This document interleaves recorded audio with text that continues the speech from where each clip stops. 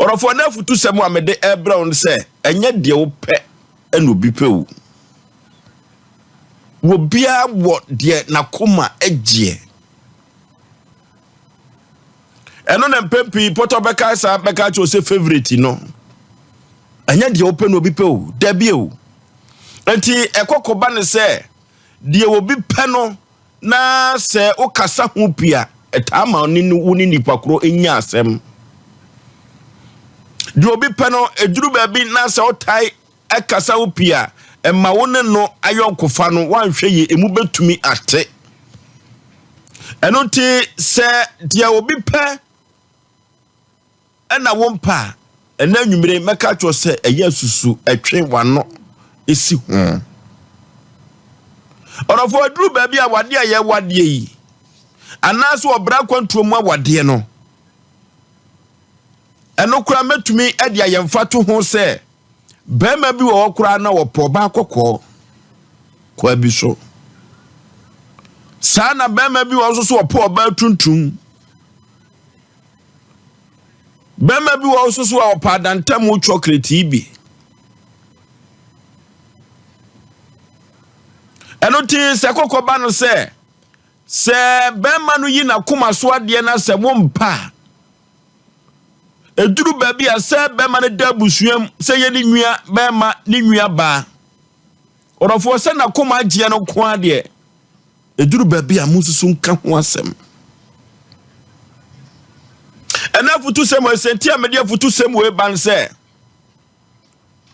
ena wi akomo bi a media wodefo bi a na busua twe ona no ade asi na wade ho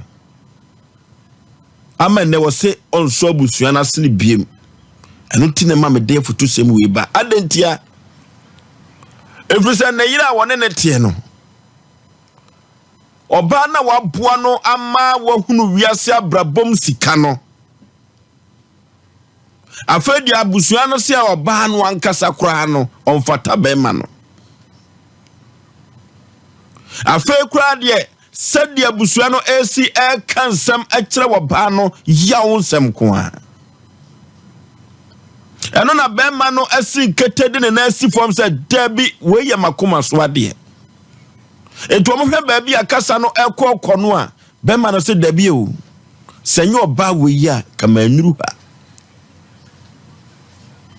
eno ti eduru ba bi ade obi pe no se wo mo wa no kọ ho pia na so no ena so abusua ya sense de mekan no gya abusua no magege mu a abusua no be basa eduru ba bi anya aduane a open no obi pe o eno ti ekokoba ne se obi di na aduane na se wo hwe na wo kon no a ana se wo mpa eduru ba bi asusu piepia wo hwene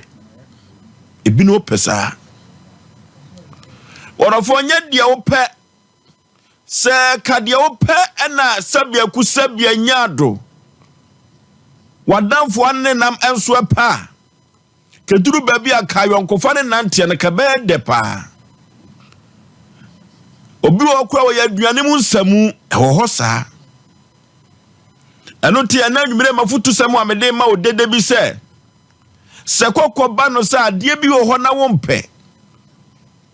na so obi pa odofo ya susu fayi na hi na se susu kan ho asem na wanhwe yi abekwa akofa asem ade abrew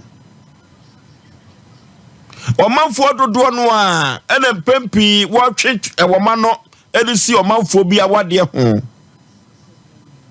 esan se bema wakofa no die we die onum san o bema we die omone ho modin ompa adwuma o na so oba no nimfaso a wonya firi bema no so oba no nim sadia bema no eboa no efa ekwa bi so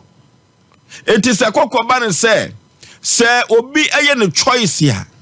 orofo ya yesusu emfa ya no ensi ho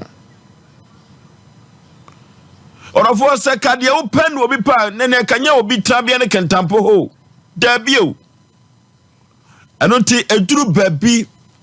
na se obi epadie bi anase ne choice ya mesre se yesusu fa ya no enko ho se kokoba ne se yesaya ni na se nipa kro no a de ne moma bekwa akopem dan ya gwanya obesa sa ba kire se okọ no akopem a na nyema no obesa sa ba kire dan se ye dia no ebesi ho ekokoba ne sa na bambu ba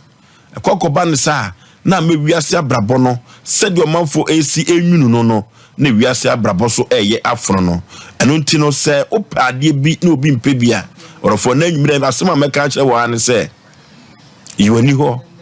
na so kɔ no kɔpem a ɔno a bɛsakra ɛyɛ me modɔfo pa sɛ yaw aboagye fosuo nintin fosuo